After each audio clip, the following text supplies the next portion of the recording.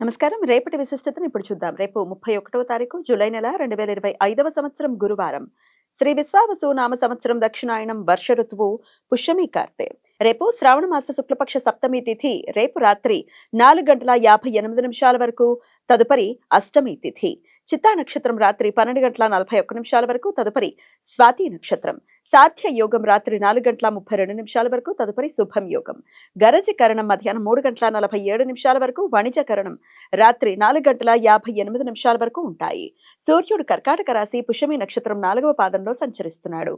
చంద్రుడు కన్యా రాశిలో పగలు 11:15 వరకు, తదుపరి తులారాశిలో సంచరిస్తాడు. నక్షత్ర వర్జం ఉదయం 6:49 నుండి 8:36 వరకు.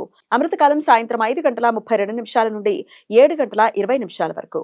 హైదరాబాద్ ప్రాంతం వారికి రేపు సూర్యోదయం ఉదయం 5:55 సూర్యాస్తమయం సాయంత్రం 6:50 చంద్రోదయం పగలు 11:21 చంద్రాస్తమయం రాత్రి 11:06 అభిజిత్ ముహూర్తం పగలు 11:57 నుండి మధ్యాహ్నం 12:48 వరకు. దుర్ముహూర్తం ఉదయం 10:13 నుండి 11:05 వరకు.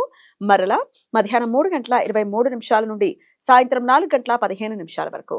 రాహుకాలం మధ్యాహ్నం 1:59 నుండి 3:36 వరకు. గుళిక కాలం ఉదయం 9:09 నుండి 10:46 వరకు. యమగండం ఉదయం 5:55 నుండి 7:32 వరకు. రేపు గోస్వామి తులసీదాస్ జయంతి.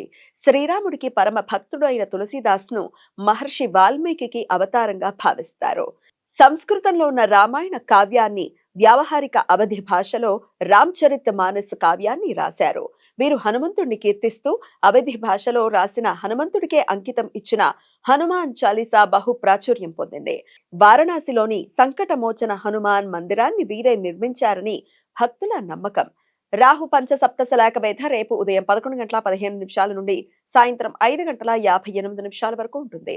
రాహుగ్రహం పూర్వాభాద్ర నక్షత్రం 2వ పాదంలో సంచరించే సమయంలో చంద్రుడు చిత్తా నక్షత్రం 3వ పాదంలో సంచరిస్తున్నప్పుడు ఈ వేధ ఏర్పడుతుంది. ఈ వేధ సమయంలో శుభకార్యాలు చేయడానికి అనుకూలం కాదు. ఈ సమాచారాన్ని మనకు అందించిన వారు మేడికొండూరు విశ్వనాథ్ ప్రసాద్ గారు. ఆయనకు కృతజ్ఞతలు తెలియజేస్తూ నారాయణ స్మరణతో సమస్త సన్మంగళాని భవంతు. నమస్కారం.